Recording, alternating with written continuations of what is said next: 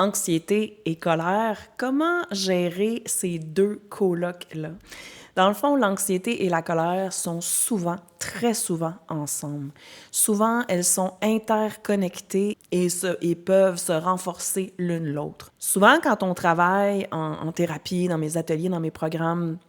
en ligne avec les patients, on se rend compte que quand on décortique comme il faut la colère, quand on l'analyse, quand on plonge en dessous pour voir c'est quoi les besoins affectifs, les émotions, les souffrances, les difficultés relationnelles, les besoins réels, tout ce qui n'est pas répondu ou qui est souffrant, qui a provoqué la colère, qu'en dessous, il y a beaucoup d'anxiété. L'anxiété va être, par exemple, à propos de quelque chose que tu ne peux pas contrôler, et qui te fait peur, hein, l'inconnu, l'incertitude, l'impuissance devant toi. Et la colère va être un moteur d'action, de frustration par rapport à justement ce manque de contrôle ou de connaissance ou de pouvoir sur l'avenir ou sur l'autre. Et la colère va parfois t'empêcher de voir ce qu'il y a en dessous. Puis quand on travaille en schémothérapie, hein, on travaille beaucoup avec les modes, donc les différentes parties de soi qui peuvent être activées.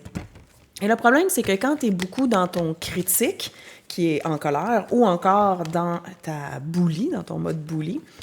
qui est la partie qui exprime beaucoup de colère, ça met un écran, une espèce de filtre pour t'empêcher de voir l'autre mode en dessous qui, en schémothérapie, c'est notre focus principal, prendre soin de l'enfant vulnérable en dessous. Sur ma carte ici, les cartes OBAM, j'ai écrit enfant triste, mais en réalité, c'est enfant anxieux, abandonné, vulnérable. Donc, tous les modes de vulnérabilité ou de souffrance, à part la colère, là, qui peuvent être présentes en toi dans le toi profond à l'intérieur, dans l'enfant vulnérable, ben quand tu es en colère, c'est comme un front par-dessus ça. Et ça nous empêche de venir prendre soin de ce qui est en dessous, de l'anxiété qui est en dessous. De l'autre côté,